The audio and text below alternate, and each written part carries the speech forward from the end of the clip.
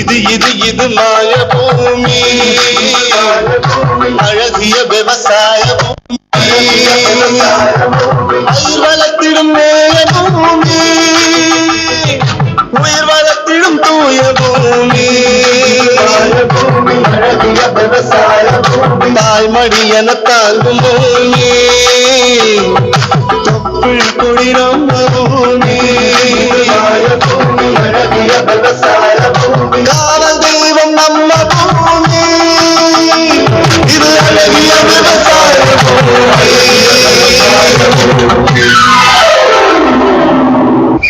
வணக்கம் வேளாண்மையாளர்களே, இந்திய வேளாண் அமைச்சகமும் நமது கோயம்புத்தூர் தொலைக்காட்சி நிலையமும் இணைந்து வழங்கும் சிறுவட்ட ஒளிபரப்பு வேளாண் நிகழ்ச்சிக்கு உங்கள் அனைவரையும் அன்போடு வரவேற்கிறோம்.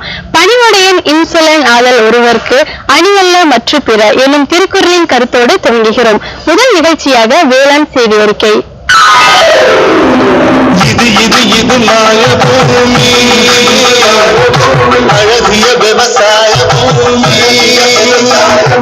பயிர் வளர்த்திடும் மேய பூமி, உயிர் வளர்த்திடும் தூய பூமி, அழகிய விவசாய பூமி, தாய்மடி என தாங்கும் பூமி, தொப்புள் குளிரும் பூமி, அழகிய விவசாய பூமி, காவல் தெய்வம் நம்ம பூமி, இது அழகிய விவசாய பூமி.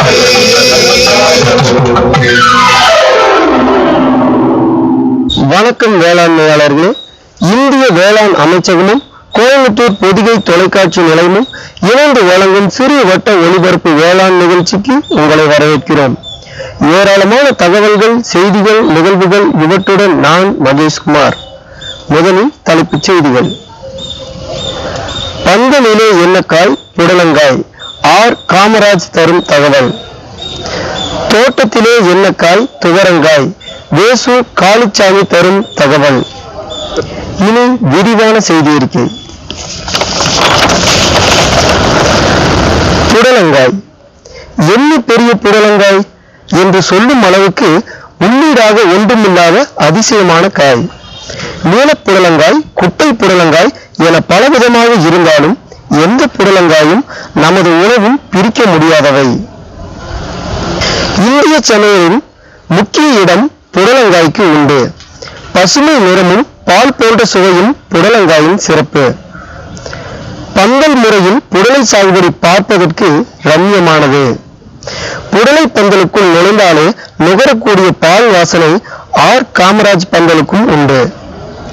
நமது வேளாண் செய்தியாளர் ஏ பிரபுகுமார் திருப்பூர் மாவட்டம் தாராபுரம் தாலுகா கரையூர் பகுதி கவுண்டையன் வலசு ஆர் காமராஜ் தோட்டத்திற்கு அழைத்து செல்கிறார். திருப்பூர் மாவட்டம் தாராபுரத்துக்கு பக்கத்துல கரையூர் அப்படிங்கிற ஒரு கிராமத்துல காமராஜ் அவருடைய தோட்டத்துல தான் பேசிட்டு இருக்கோம். இவரை பத்தி சொல்லணும் அப்படின்னா, இவர் வந்து ஒரு விவசாயி மட்டுமல்ல, கோயம்புத்தூர் தமிழ்நாடு வேளாண் பல்கலைக்கழகத்தில் படித்த ஒரு வேளாண் பட்டதாரி அப்படின்னு கூட சொல்லலாம். இவருடைய தோட்டத்துல வந்து பாத்தீங்கன்னா பந்தல் முறையில் புடலை சாகுபடி வந்து செஞ்சிருக்காரு. அதனுடைய சிறப்புகளும் அதெல்லாம் எப்படி பயிரிட்டு இருக்காரு அப்படின்னு சொல்லி நுணுக்கங்களையும் இப்ப அவரையே சந்திச்சு நம்ம கேட்கலாம். வாங்க. வணக்கம் காமராஜ். வணக்கம். உங்களோட தோட்டத்துல வந்து பாத்தீங்கன்னா இந்த பந்தல் முறையில் புடலை சாகுபடி பண்ணிட்டு இருக்கீங்க. இது வந்து எத்தனை ஏக்கரா பண்ணிருக்கீங்க? ஒரு ஏக்கரால புடலை போட்டிருக்கோம். 1 ஏக்கரா. இப்ப இந்த 1 ஏக்கராக்கு அப்படின்னு சொல்லும் பொழுது இந்த கல்லுக்கால் இந்த கம்பி எல்லாம் நட்டிருக்கீங்க இல்லைங்களா, அது சுமாரா வந்து 1 ஏக்கராக்கு அப்படின்னு சொல்லும் பொழுது எவ்வளவு உங்களுக்கு செலவாகுது? 1,10,000 செலவாகுது. 1,10,000. ஆனா வந்து இது வந்து ஒரு பிக்சட், ஒரு தடவை போட்டா நம்ம அடுத்த முறைக்கும் பயன்படுத்திக்கலாம். 50 வருஷம் வரைக்கும் நம்ம பயன்படுத்திக்கலாம். இப்ப வந்து இந்த பந்தல் முறையில் சாகுபடி பண்ணும் பொழுது நீங்க வந்து நாட்டை போட்டுறீங்க. ஆமா, இதுல வந்து நாங்க இதை பொறுத்த வரைக்கும் விதை தான் போட்டுருந்தோம். அப்புறம் வந்து அது பழுதானதுக்கு வந்து நாத்து நட்டுருக்கோம். அதுக்கப்புறம் வளைய வந்து அப்படியே நீங்க இந்த பந்தல்ல அப்படி படவை விட்டுறீங்க.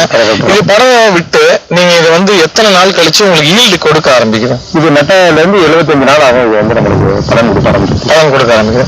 அந்த 75 நாள்ல இருந்து எத்தனை நாட்களுக்கு உங்களுக்கு தொடர்ந்து ஈல்டு கொடுத்துக்கிட்டே இருக்கும்? 200 நாள் வரைக்கும் நான் எதிர்பார்க்கிறோம். 200 நாள். இப்ப எப்படி ஒரு நாள் விட்டு ஒரு நாள் போயிருப்பீங்க இல்ல வாரத்துக்கு? நாங்க வந்து மார்க்கெட்டோட கண்டிஷனை பொறுத்து 4 நாட்களுக்கு ஒரு முறை பறிப்போம். 4 நாட்கள். இன்னைக்கு மார்க்கெட் நிலவரப்படி எத்தனை ரூபாய்க்கு வேலை போயிட்டு இருக்கு? இன்னைக்கு நாங்க புடலை அனுப்பிச்சுட்டு இருக்கோம். இன்னைக்கு வந்து 11 ரூபாய் கிலோ போயிட்டு இருக்கு. 11 உடுமலைக்கு அனுப்பிச்சுட்டு இருக்கோம். அப்ப வந்து சராசரியா நீங்க வந்து அந்த 270 நாள் கிட்டத்தட்ட 9 மாசத்துல இந்த புடலையில வந்து ஒரு ஏக்கருக்கு அப்படின்னு சொல்லும்போது சராசரி எத்தனை டன் வரைக்கும் நீங்க லாபம் எடுப்பீங்க? 20 இருந்து 30 டன். நமக்கு சூழ்நிலையை பொறுத்து, நம்மளுக்கு மழை, நம்ம தண்ணி பாய்ச்சறது, நம்ம பராமரிப்பை பொறுத்து 20 இருந்து 30 டன் நம்ம மகசூல் எதிர்பார்க்கலாம். 30 டன் அப்படின்னு சொல்லும்போது இன்னைக்கு மார்க்கெட் மதிப்பு பிரகாரம் அப்படின்னு பாத்தீங்கன்னா ஒரு டன் வந்து 30 டன் சொல்லும்போது 3,30,000 வருமானம் வரும். இந்த 3,30,000 வருமானத்துல உங்களுக்கு தோராயமா செலவு அப்படின்னு சொல்லி பார்த்தா எவ்வளவு ஆகுங்க?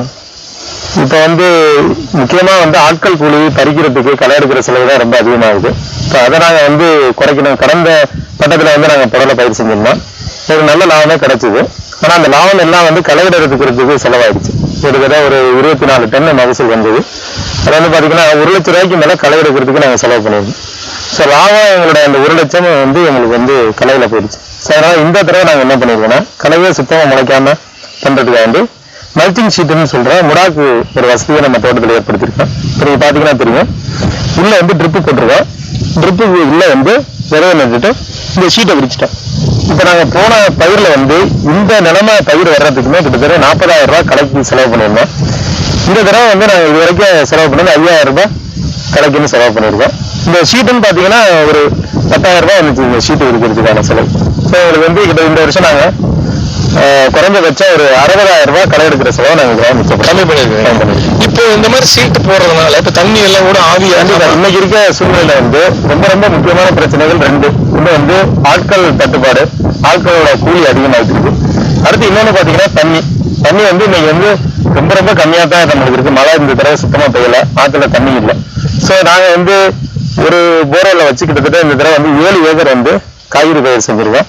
அது இல்லாம வந்து 400 தென்னை மரத்துக்கு தண்ணி பாய்ச்சிடும். ஸோ இந்த அளவுக்கு நாங்க வந்து காய்கறிகள் நாம பண்ணணும்னா இதுக்கு வந்து தண்ணியோட பயன்பாட்டை வந்து நாங்க சரிப்படுத்தணும். அதுக்கு தான் இந்த மல்ச்சிங் ஷீட்டுங்கிற ஒரு இப்போ லேட்டஸ்ட் தொழில்நுட்பத்தை எடுத்திருக்கோம். இதுக்கு வந்து நம்ம வந்து குறைஞ்ச அளவு தண்ணி கொடுத்தோம்னா போதும், ஏன்னா ஆவி ஆகாது. ரெண்டாவது நாங்க வந்து துல்லிய பண்ணையம் அப்படிங்கிற ஒரு திட்டம் மூலமா இது பண்ணிட்டு இருக்கோம். ஸோ அப்போ அந்த மாதிரி துல்லிய பண்ணைன்னு வரும்போது தண்ணி வந்து நேரடியா வந்து தண்ணியை நம்ம கொடுக்குற உரமும் அந்த செடிக்கு பக்கத்திலே போறதுனால நம்மளுக்கு மகசூலும் கூட கிடைக்கும். அதே நேரத்தில் தண்ணியை குறைவாகவும் நம்ம பயன்படுத்துறோம். ஸோ இந்த தடவை நாங்கள் அந்த முறையில தான் நம்ம விவசாயம் பண்ணியிருக்கோம். கண்டிப்பாக இந்த வருஷம் எங்களுக்கு வந்து அந்த களைகளோட செலவெல்லாம் குறைச்சிடலாம் நம்பிக்கையில நாங்கள் இந்த தடவை பண்ணியிருக்கோம். இப்ப வந்து பாத்தீங்கன்னா அந்த மூடாக்கு முறையில வந்து இப்ப நீங்க வந்து பயிரிட்டுருக்கீங்கன்னு சொல்லியிருக்கீங்க. இப்போ நம்ம அப்பளவே பேசின மாதிரி 3,30,000 ரூபாய் உங்களோட வருமானத்துல செலவுகள்லாம் போக உங்களுக்கு தோராயமா எவ்வளவு லாபம் அளிக்கும்? நான் இந்த தடவை செஞ்சிருக்க பயிர்ல குறைந்தபட்சம் 3,30,000 உங்களுக்கு வருமானம் வந்துச்சுன்னா 1.5 லட்சம் ரூபாய் நாங்க வந்து லாபத்தை எதிர்பார்க்கலாம். 1,80,000 செலவு பண்ணா கூட ஒரு 1.5 லட்சம் ரூபாய் கிடைக்கும். இது வந்து கிட்டத்தட்ட ஒரு 9 மாசத்தில் கிடைக்கக்கூடிய ஒரு லாபம். இது மட்டும் இல்லாம இப்ப இந்த பந்தல் முறையில் புடலை சாகுபடியில ஊடு பயிரா வந்து இப்ப என்னென்ன பண்ணலாம், நீங்க என்ன போட்டிருக்கீங்க? நாங்க இந்த தடவை வந்து 75 நாள் வரைக்கும் நம்மளுக்கு வந்து பந்தல் வந்து மேல மூடிடாது. ஸோ இந்த 75 நாளைக்குள்ள எடுக்கிற பயிரை நாங்க வந்து முடிவு பண்ணி வெங்காயம் நட்டுருக்கோம். அது ஏன்னா 60 நாள்ல வெங்காயமாக நட்டதுனால 60 நாள்ல நம்ம வெங்காயம் பண்ணலாம். அது இல்லாம பாலக்கீரை வந்து போட்டிருக்கோம். இது 45 நாள்ல நம்ம பண்ணலாம். அது மாதிரி வந்து பேபிகார்ன் குழந்தை மக்காச்சோளம் போட்டிருக்கோம். அது வந்து ஒரு 60 இருந்து 65 நாள்ல எடுத்துடலாம். அப்புறம் தண்டு கீரை போட்டிருக்கோம். ஸோ இது எல்லாம் வந்து நாங்க வந்து அதே அளவு ஏரியாவுக்கு நம்ம இந்த கீரை வகைகளை வெங்காயமும் போட்டிருக்கோம்.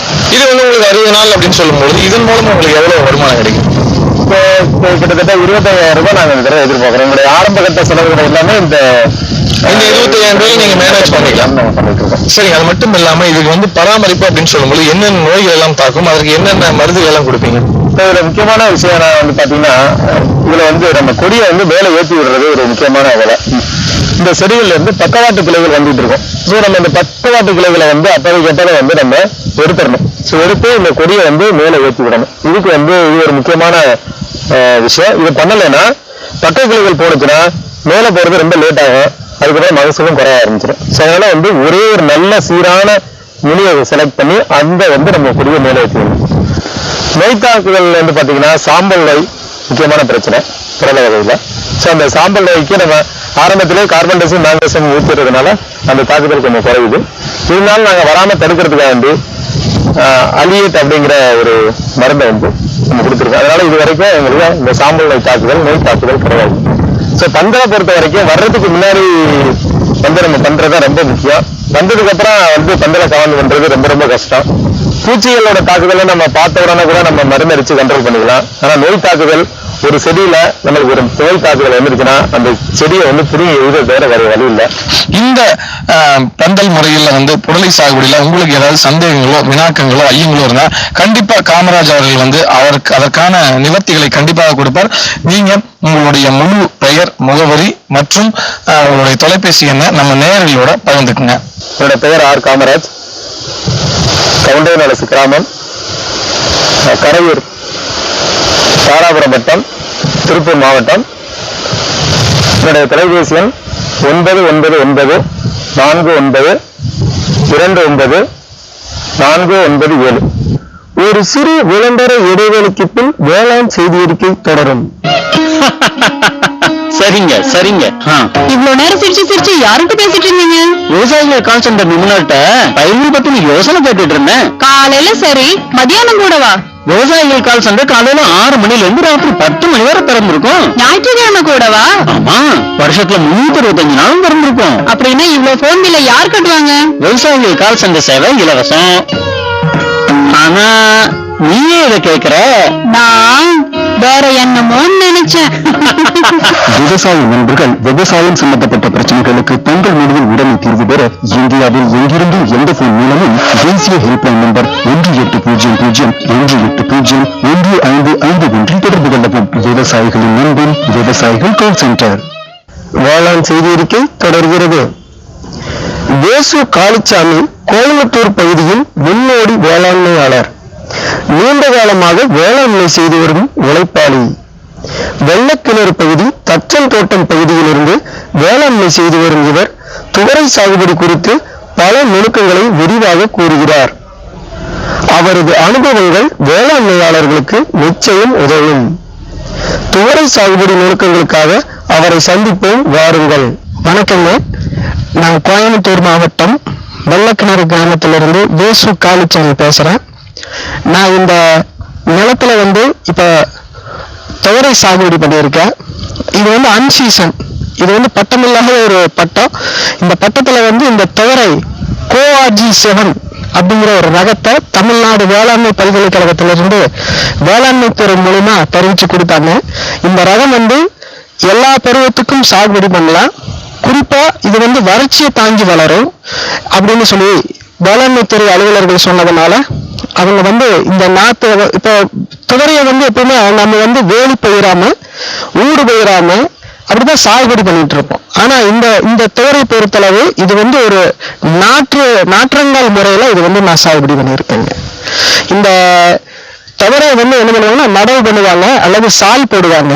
ஆனா கோஆர்ஜி7 இந்த வெரைட்டியை வந்து நான் வந்து விதை வேளாண்மை துறையில இருந்து கொடுத்தாங்க. அந்த விதையை வந்து நம்ம பிளாஸ்டிக் ட்ரேல வந்து இந்த பிளாஸ்டிக் இதுல இந்த பிளாஸ்டிக் கவர்ல போட்டு நாற்றுக்களை வளர்த்தி அப்புறம் இந்த பயிரை வந்து நான் நடவு பண்ணியிருக்கேங்க. இது வந்து ஒரு புதிய தொழில்நுட்ப முறை. ஆக்சுவலா இந்த பிளாஸ்டிக் கவர்ல போட்டு நடவு பண்றதுனால நிறைய சௌரியம் இருக்கு. இந்த தொழில்நுட்பம் உள்ளபடியே இது வந்து வெற்றி அடைஞ்சிருக்குது. இந்த நாற்றங்கள் அமைச்சு இந்த நாட்டை வந்து போடுறது ஒரு வலிப்பான, ஒரு நோய் இல்லாத, ஒரே தரமான நாற்றுக்கள் கிடைச்சது. அதே நேரத்துல பாத்தீங்கன்னா இது வந்து நேரடியா நடவு பண்ண உடனே நாற்றங்கள்ல நிலத்துல நடவு பண்ணணும்னா தண்ணீர் பாசனம், நான் சொட்டு நீர் பாசனம் அமைச்சிருக்கேன். சொட்டு நீர் பாசனத்து மூலியமா நான் வந்து தண்ணீர் விட்டேன். அப்ப என்ன ஆகுதுன்னு கேட்டீங்கன்னா அந்த நாத்து வந்து நோய் இல்லாம நல்ல வலிப்பா ஒரே சீரா வளர்ந்துருக்குது. மேலும் வந்து அந்த களை எடுக்கிறது அப்படிங்கிறது வந்து ஒரு களை வந்து இது வந்து கம்மியாக இருக்குதுங்க. இந்த துவரை சாகுபடி பண்றதுக்கு நான் வந்து இந்த ஏன் தேர்ந்தெடுத்தேன் அப்படின்னா நம்ம பகுதியில வந்து கடுமையான வறட்சிங்க, தண்ணி வந்து ரொம்ப குறைஞ்சு போச்சு. இப்படி இருக்கிற நிலையில நான் ரோஜா பயிர் சாகுபடி பண்ணியிருக்கேன். பீட்ரூட், காய்கறிகள், மிளகாய் இதெல்லாம் சாகுபடி பண்ணுவேன். நான் வந்து பச்சை பயிர், உளுந்து இதெல்லாமே சாகுபடி பண்ணிட்டு இருக்கிறேன். இந்த வருஷம் வந்து இந்த துவரை சாகுபடி பண்றதுக்கான முதல் காரணம் இது வந்து வறட்சியை தாங்கி வளர்ற பயிர். அந்த வறட்சியை தாங்கி வளர்ற பயிர்னால நான் இந்த பயிரை தேர்ந்தெடுத்து இப்ப நடவு பண்ணியிருக்கேன்.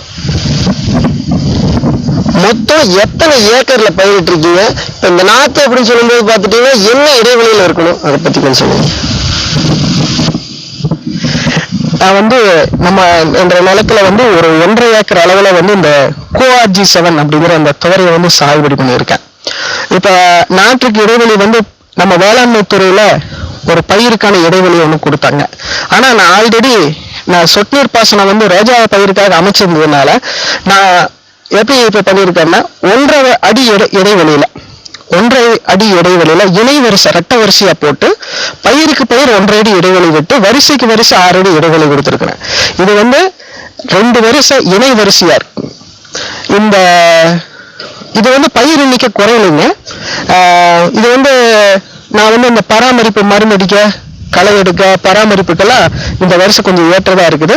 ரொம்ப சுலபமா அது போயிட்டு வர முடியல. ஆனா பயிர் எண்ணிக்கையும் குறையல. பயிர் எண்ணிக்கை குறையாத அளவுக்கு நான் வந்து அதை வந்து நடவு பண்ணியிருக்கிறேன். இந்த மண் வந்து ஆக்சுவலா இருமண் பாங்கான மண். துவரை பயிர் பொறுத்தளவு நாங்கள் இங்க எல்லாம் வேலி பயிரா இங்க வந்து போடுவோம். துவரை வந்து பொதுவாக வந்து 6 மாசம் வரும். ஆனா இது வந்து ஒரு 4 மாச பயிர், குறுகிய கால பயிர். இந்த வேலி பயிரா இருக்கிற போது என்னன்னா ஆடி மாசம் நாங்க வந்து துவரையை நடுவோம் வேலி பயிரா. அது வந்து கரெக்டா மார்கழி மாசத்துல அந்த குளிர்காலத்துலதான் அந்த துவரை வந்து பூக்கும். அந்த குளிர் தீண்டாச்சுன்னா பூக்காது, செடி அப்படியே இருக்கும். அடுத்த வருஷம் வரைக்கும் செடி அப்படியே இருக்கும். அடுத்த வருஷம் அந்த குளிர்காலம் வந்தா தான் பூக்கும். ஆனா அந்த கோஆர்ஜி 7 மட்டும் எல்லா பருவத்திலயுமே பூத்து காய் காய்க்கும். அப்படி ஒரு தன்மை இந்த கோஆர்ஜி 7க்கு இருக்குதுன்னு சொல்லியிருக்காங்க. ஆனா நல்லா இருக்குங்க. பாக்குறவங்க எல்லாம் சொன்னாங்க நம்ம நிலத்துல வந்து நல்லா இருக்கு. வேளாண்மை அதிகாரிகளும் வந்து பார்த்தாங்க, மற்ற விவசாயிகளும் வந்து பார்த்தாங்க, நல்லா இருக்குன்னு சொல்லியிருக்காங்க. இதுக்கு எந்த மாதிரியான நோய் எல்லாம் தாக்குறதுக்கு வாய்ப்பு இருக்குதுங்க? அதுக்கு எந்த மாதிரியான உரம் எல்லாம் நீங்க பயன்படுத்துறீங்க, அதை பத்தி கொஞ்சம் சொல்லுங்க. நான் இந்த நிலம் தயார் பண்ற போது பாத்தீங்கன்னா அடி உரமா கிட்டத்தட்ட ஒரு 4 லோடு தொழு உரம் விட்டேன். அதுபோக தலைச்சத்து, மணிச்சத்து, சாம்பல் சத்து, இது வந்து பாத்தீங்கன்னா 2 மூட்டை டிஏபி 1 மூட்டை பொட்டாஸ் அப்படிங்கறது வந்து அடியுரமா இதுக்கு வந்து நான் போட்டிருக்கிறேன். அது மட்டும் இல்லாம கந்தகா சத்து ஒரு பாக்டம்பாஸ், அந்த கந்தகா சத்து உள்ள உரத்தையுமே ஒரு 10 கிலோ அளவு கொடுக்கணும்னு சொன்னாங்க. அதனால அது 1 மூட்டை போட்டிருக்கேன். பயிர் வந்து கொஞ்சம் வளர்ந்த பிறகு இதுக்கு வந்து முன்னோட்ட உரமா வந்து ஜிங்க் சல்பேட் ஒரு ஏக்கருக்கு 5 கிலோ கொடுக்க சொல்லியிருக்காங்க. நான் 1.5 ஏக்கருக்கு ஒரு 7.5 கிலோ ஜிங்க் சல்பேட் வாங்கி கொடுத்துருக்கேன். இதுல வந்து நோய் தாக்குதல் அப்படின்னு பாத்தீங்கன்னா இது வந்து மஞ்சள் தேமல் நோய்னு இந்த துவரையில் அதிகபட்சமா மஞ்சள் தேமல் நோய் அதிகமா வரும். இந்த கோஆர்ஜி 7 ரகம் வந்து அந்த மஞ்சள் தேமல் நோயை தாங்கி வளர்ற ஒரு ரகம். அது மட்டும் இல்லாம காய்ப்புழுவுக்கும் எதிர்ப்பு தன்மையுள்ள ஒரு ரகம் சொல்லியிருக்காங்க. இதுல நான் இது வரைக்கும் வந்து ரோகார் அப்படிங்கிற அந்த பூச்சிக்கொல்லி மருந்தை வந்து 1 லிட்டருக்கு 2 மில்லி, வேப்பெண்ணெய் ஒரு லிட்டருக்கு வந்து 1 மில்லி அப்படிங்கிற அளவுல கலந்து தெளிச்சிருக்கேன். காய் பறிக்கிற சமயத்துல வந்து காய்ப்புழுவுடைய தாக்குதல் இருக்கிறதுனால அவந்த் அப்படிங்கிற அந்த கெமிக்கலும் கூட நம்ம வேப்பெண்ணெய் கலந்து நான் வந்து ஸ்ப்ரே பண்ணியிருக்கிறேங்க. பொதுவாக வந்து இந்த வேப்பெண்ணெய் வந்து இயற்கை வழியில அதிகமா ஈடுபாடு இருக்கிறதுனால இந்த வேம்பு சார்ந்த மருந்துகளை பயன்படுத்தணும் அப்படிங்கிறதுனால நான் வந்து இந்த தடவை வந்து நீம் கோல்ட் அப்படிங்கிறத அந்த மருந்தை வந்து இப்ப நான் ஸ்ப்ரே பண்ணியிருக்கிறேங்க. அதிகபட்சமா காய்ப்புழு தாக்குதல் இருந்தா அவன் தடிக்கலாம் அப்படின்னு ரெக்கமெண்ட் பண்ணியிருக்காங்க. ஆனா வறட்சி அதிகமா இருக்கிறதுனால காய்ப்புழுனுடைய தாக்குதல் குறைவா இருக்குது. அதனால மருந்து அப்படிங்கிற போது பூச்சி மருந்துங்கிறது ரொம்ப குறைவா தான் பயன்படுத்தி இருக்கிறோம். உரம் வந்து நாங்க போட்ட அடி உரம், அதுக்கு மேல வந்து ஜிங்க் சல்பேட்டுங்கிற மேலுரம் ஒரு 7.5 கிலோ போட்டிருக்கிறோம். அதுக்கு பின்னாடி உரமே போடலைங்க. அந்த அதே அளவோட இருக்குது. ஆனா கொஞ்சம் வறட்சியா இருக்கிறதுனால உரம் கொடுக்க வேண்டாம் அப்படின்னா இந்த பூக்கிற தருணம் வந்ததுனால டிஏபி கரைசல், அந்த டிஏபி கரைசலை வந்து தெளிச்சிருக்கேன். இப்ப நம்ம தமிழ்நாடு வேளாண்மை பல்கலைக்கழகத்திலிருந்து பயிர் ஒன்றர் அப்படிங்கிற ஒரு தெளிப்பு உரத்தை கொடுத்துருக்காங்க. அது நம்ம டிப்போல இருந்து வேளாண்மை துறையில இருந்து கொடுத்தாங்க. அது வந்து இந்த பூக்கிற தருணத்துல 15 நாள் இடைவெளியில 2 தடவை கொடுத்துருக்கேன். அதனால முக்கியமான ஒரு விஷயத்தை நான் இது வந்து இந்த இடத்துல நான் சொல்லணும். அது என்ன அப்படின்னு கேட்டீங்கன்னா, துவரை வந்து நம்ம நடவு செஞ்சு ஒரு 30வது நாள் ஒரு கைக்களை எடுக்கிற போது மண் அணைச்சு கைக்களை எடுத்து நுனியை வந்து கிள்ளி விடணும். அந்த நுனியை கிள்ளி விட்டாதான் பக்கக்கிளைகள் கழிச்சு அதிகபட்சமான பக்கக்கிளைகள் கழிச்சு வளரும் அப்படின்னு சொல்லியிருக்காங்க. அந்த நுனிகள அந்த தொழில்நுட்பத்தை நான் கடைபிடிச்சிருக்கிறோம். என்னுடைய பெயர் வேசு காளிச்சாமி, கோயம்புத்தூர் மாவட்டம் வெள்ளக்கிணறு கிராமம். என்னுடைய அலைபேசி எண் 9995333332. மீண்டும் தலைப்புச் செய்திகள். பந்தலிலே எண்ணக்காய் புடலங்காய் ஆர் காமராஜ் தரும் தகவல். தோட்டத்திலே எண்ணக்காய் துவரங்காய் இயேசு காளிச்சாமி தரும் தகவல். இத்துடன் வேளாண் செய்தி அறிக்கை நிறைவடைகிறது. நன்றி, வணக்கம்.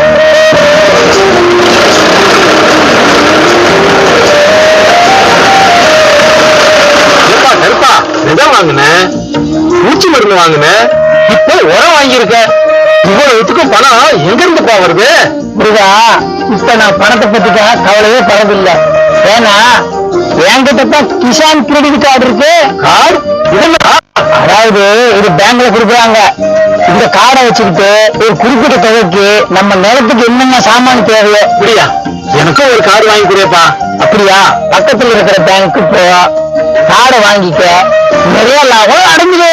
தினசரி பாத்தீங்கன்னா நம்ம சமையலுக்கு வந்து ரொம்ப முக்கியமான இன்றியமையாத ஒரு பொருள், ஒரு வெஜிடபிள் அப்படின்னு சொன்னா அது வெங்காயம் சொல்லலாம். இன்னைக்கு நம்ம ஒரு வெங்காய காட்டு, சின்ன வெங்காய காட்டுல இருந்து பேசிட்டு வரோம். அன்னொரு பக்கத்துல அம்மா செட்டிப்பாளையம் அப்படிங்கிற ஒரு கிராமத்துல இந்த சின்ன வெங்காயத்தினுடைய வளர்ப்பு பத்தி இப்ப நம்ம தெரிஞ்சுக்க போறோம். வணக்கம், உங்க பேர் சொல்லுங்க.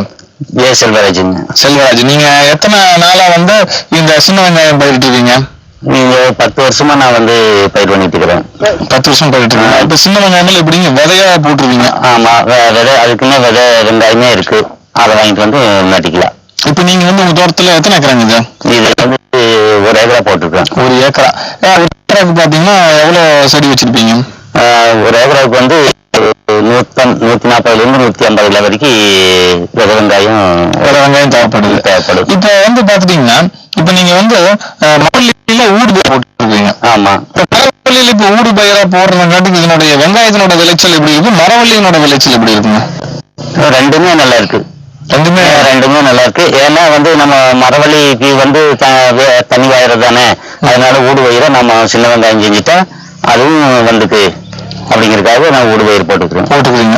இப்ப வந்து தண்ணி வந்து இப்ப எத்தனை நாளைக்கு விடுறீங்க நீங்க? 4 நாளைக்கு ஒரு டைம் விடுவோம். இந்த ட்ரிப் மூலமா தான் விடுறாங்க. ஆமா ஆமா, ட்ரிப். இப்ப நம்ம ட்ரிப் மூலமா விடுறதுங்காட்டிக்கு இப்ப நம்ம தண்ணி அப்படியே டைரக்டா பாத்திக்கிட்டு விடுறதுக்கும் என்ன வித்தியாசம் இது? ட்ரிப்புக்கு வந்து அதாவது வந்து நம்ம பாத்தி கட்டி விட்டுச்சுன்னா 4 நாள் 5 நாளைக்கு ஒருக்கா விடுவோம். ட்ரிப்பு வந்து டெய்லி வேணாலும் தண்ணி பாய்க்கலாம். ஆமா. இப்ப சின்ன வெங்காயங்கிறது உங்களுக்கு எத்தனை நாள்ல வந்து ஈல்டு? 90 நாள்ல கிடைக்கும். 90 நாள்ல எடுத்துறீங்க. இப்ப நீங்க வந்து 1 ஏக்கரா போட்டுருக்கீங்க. இப்ப 90 நாள் கழிச்சு சுமாரா எத்தனை கிலோ வெங்காயம் நீங்க எடுப்பீங்க? ஒரு 15 குவிண்டால். 15 குவிண்டால் இருக்கு. இன்னைக்கு மதிப்பு வந்து 1 குவிண்டால் வந்து என்ன ரேட்டுங்க? இன்னைக்கு வந்து 4000 ரூபாய்க்கு. 4000. அது வந்து 15 குவிண்டால்ல சுமார் வந்து ஒரு 60,000 ரூபாய் வரைக்கும் நம்ம பார்க்கலாம். 50,000 60,000. இப்ப இந்த 60,000 வந்து நீங்க 90 நாள் எடுப்பீங்க இல்லையா? 90 நாள்ல எடுத்ததுக்கு அப்புறம் மீண்டும் வந்து அதே இதை மறுக்கா விலை போடுவீங்களா இல்ல அதே வளருமா? இல்ல, மறுபடியும் அதோட சரி. அப்புறம் மறுபடியும் இந்த மரவள்ளி பெருசாயிடுச்சுன்னா உள்ள ஊடு பயிர் செய்ய முடியாது. அதுக்கப்புறம் மரவள்ளி பெருசாயிடுச்சுன்னா நீங்க ஊடு பயிர் நிலம் வந்துடும். சிறுசா இருக்கும் பொழுதுதான் நீங்க செய்ய. அப்ப வந்து வெங்காயத்துக்கு வந்து கொஞ்சம் வெயிலும் தேவைப்படுது. ஆமா, அப்படிங்கிறீங்க நீங்க. ஆமா, சரிங்க. இப்ப இந்த 60,000 ரூபாய் 3 மாசத்துல வந்து நீங்க வந்து இது நீங்க லாபம் எடுக்கிறீங்க. அதுல சுமாரா உங்களுக்கு வந்து இந்த முட்டு வலி செலவு, இந்த விதை செலவு, இந்த மருந்து அடிச்சது இதெல்லாம் போக உங்களுக்கு எவ்வளவு மிச்சம் ஆகுது? களவிட்டு ஒரு 10,000 ரூபாய் செலவாகும். 10,000 ரூபாய் செலவானா ஒரு 50,000 மிச்சம். அப்ப ஒரு விவசாயியுமே வந்து ஒரு லாபகரமான ஒரு விவசாயம் கண்டிப்பா பண்ணலாங்கிறீங்க. பண்ணலாம். இப்ப வந்து நீங்க வெங்காயத்தை பொறிச்சு நீங்களே கொண்டு போய் கடைக்கு கொடுத்துறீங்களா இல்ல அவங்க வந்து பொறிச்சுட்டு போயிடுறாங்க?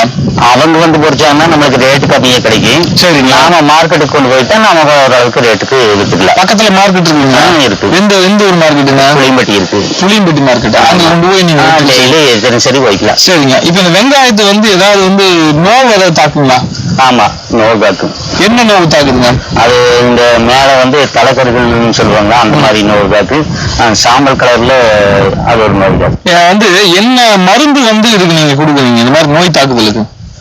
நுவாக்குறானு பாலிஸ்டின் பவுடரும் கலந்தடிச்சா நோய் கேட்கும்.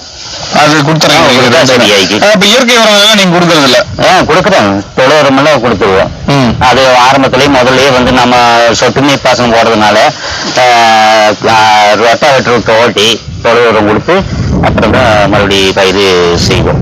இப்போ வந்து பாத்துட்டீங்க அப்படின்னா ஒரு சமயம் வந்து வெங்காயத்துக்கு மார்க்கெட் விலை இருக்கும், ஒரு சமயம் வந்து விலை இருக்காது. இந்த மாதிரி காலகட்டத்துல இதை வந்து சேமிச்சு வைக்க முடியுங்களா?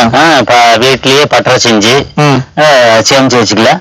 நல்லா விலை விற்கிற காலத்துக்கு கொண்டு போய் எடுத்துக்கலாம். இல்ல பட்டறை செய்யறதுன்னா எப்படி கொஞ்சம் சொல்லுங்க. பட்டறை செய்யறதுன்னா அது வீட்லயே வச்சு மரங்கள்ல வச்சு அடுக்கி அதுக்கு மேல அப்படியே வெங்காயத்தையே போட்டு பரப்பி விட்டுட்டோம்னா அப்படியே இருக்கு. இந்த தாளெல்லாம் அறியாம அப்படியே போட்டு. எத்தனை நாள் வரைக்கும் அப்படி இருக்குங்க? ஒரு 2 மாசத்து வரைக்கும் அப்படி வச்சுக்கலாம். 2 மாசம். அப்ப நம்ம விலை வந்து அப்ப எதிர்ச்சுன்னா வித்துக்கலாம். அப்ப நம்ம சாக்கு பையில ஓட்டு நம்ம சரிங்க. இப்ப வந்து இந்த வெங்காயம் எல்லாம் வந்து எப்படி வந்து உள்ள நல்லா விளைஞ்சிருக்குது அப்படின்னு நீங்க எப்படி கண்டுபிடிக்கிறீங்க நீங்க? அதாவது நம்ம பார்த்தாலே தெரியும். அதாவது இந்த பச்சை தாளெல்லாம் போய் தாளெல்லாம் காஞ்சி அப்படியே கீழே தாளெல்லாம் விழுந்துருச்சுனாலே அப்புறம் வெங்காய விளைச்சல் வந்துருச்சு. இப்போ ஒரு செடியில வந்து சுமார் எவ்வளவு வெங்காயம் இருக்குங்க? ஒரு 100 கிராம் வரும். 100 கிராம் வந்து ஒரு நல்ல வெங்காயம். இதெல்லாம் வந்து எத்தனை நாள் ஈல்டுங்க? இப்ப நம்ம பார்த்துட்டு இருக்கிறதுலாம் எத்தனை நாள் ஈல்டு வெங்காயம் எல்லாம்? இது 3 மாசம் ஆச்சு. 3 மாசம் ஆச்சு கிட்ட. அதாவது இந்த பட்டம் வந்து 100 நாள் ஆகி வைகாசி பட்டம் போடுச்சுன்னா 90 நாள் எடுத்துடலாம். இந்த பட்டம் வந்து 100 நாள். ஏன்னா வெயில் ஜாஸ்தி விளைச்சல் சீக்கிரம் வராது. அப்படிங்களா? சரிங்க. இவ்வளவு நேரம் சிரிச்சு யாருக்கிட்ட பேசிட்டு இருந்தீங்க? விவசாயிகள் கால் சென்டர் முன்னாட்ட பயிர்கள் பத்தி யோசனை கேட்டுட்டு இருந்தேன். காலையில சரி, மதியானம் கூடவா? விவசாயிகள் கால் சென்டர் காலையில 6 மணில இருந்து ராத்திரி 10 மணி வரை திறந்திருக்கும். ஞாயிற்றுக்கிழமை கூடவா? ஆமா, வருஷத்துல 365 நாளும் திறந்திருக்கும். விவசாயம் சம்பந்தப்பட்ட பிரச்சனைகளுக்கு தங்கள் முடிவில் உடனே தீர்வு பெற இந்தியாவில் எங்கிருந்தும் எந்த போன் மூலமும் தேசிய ஹெல்ப்லைன் நம்பர் 1800-180-1551 தொடர்பு கொள்ளவும். இதுதான் வெங்காயம். இப்ப இதெல்லாம் வந்து இப்ப அறுவடை வந்துருச்சுங்களா? இது இன்னும் வரல. இந்த தாள் வந்து நல்லா பழுத்து கீழே விழுந்துடணும். அப்புறம் வந்து அறுவடைக்கு கிட்டத்தட்ட பாத்தீங்கன்னா ஒரு இதுல வந்து கிட்டத்தட்ட 6 இலங்க இருக்குது, 5-6. ஆமா, இந்த மாதிரி இருக்குது. இன்னும் ஒரு 10-15 நாள்ல அறுவடை செஞ்சிடலாம். அப்ப வந்து ஒரு விவசாயமே வந்து சின்ன வெங்காயம் போட்டா அதுவும் வந்து மரவள்ளி போட்டு அதுல வீடு வேலை போட்டா நல்ல லாபம் அடையலாம் சொல்றீங்க? நான் கண்டிப்பா லாபம் அடையலாம்.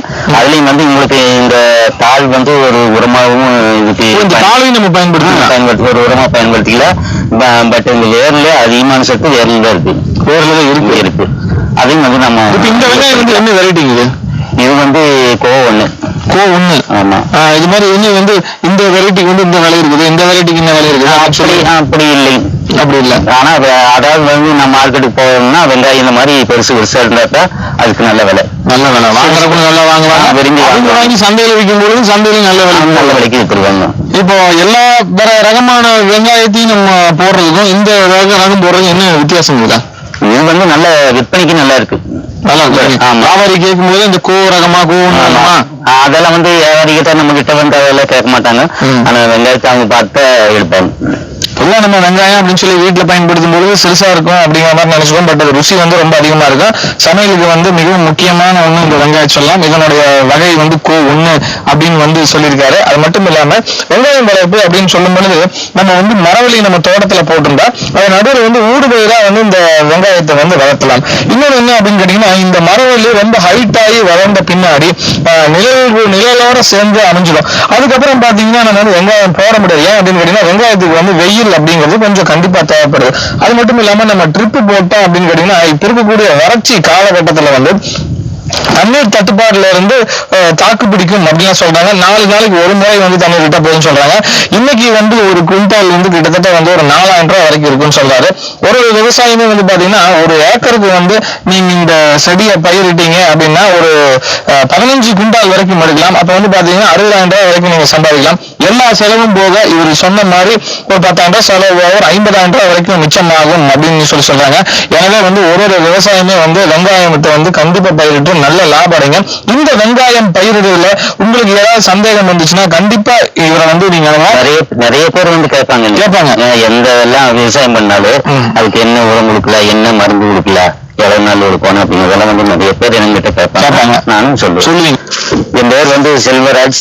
அம்மாச்செட்டிபுதூர், பசூர் கிராமம், அன்னூர் தாலுகா, கோவை மாவட்டம். இந்த வெங்காய வளர்ப்புல வந்து ஏதாவது சந்தேகம் இருந்தா என்னை வந்து கேட்டு தெரிஞ்சுக்கலாம்.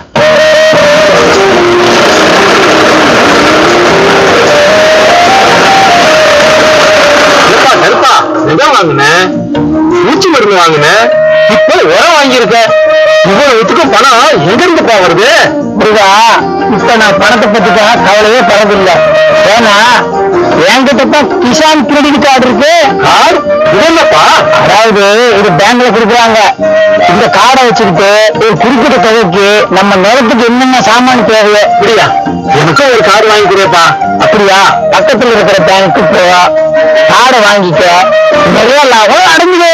பணிவுடையன் இன்சொலன் ஆதல் ஒருவருக்கு அணி அல்ல மற்ற பிற என்னும் திருக்குறளின் கருத்தோடு இன்றைய சிறுவட்ட ஒளிபரப்பு நிறைவடைகிறது. நன்றி, வணக்கம்.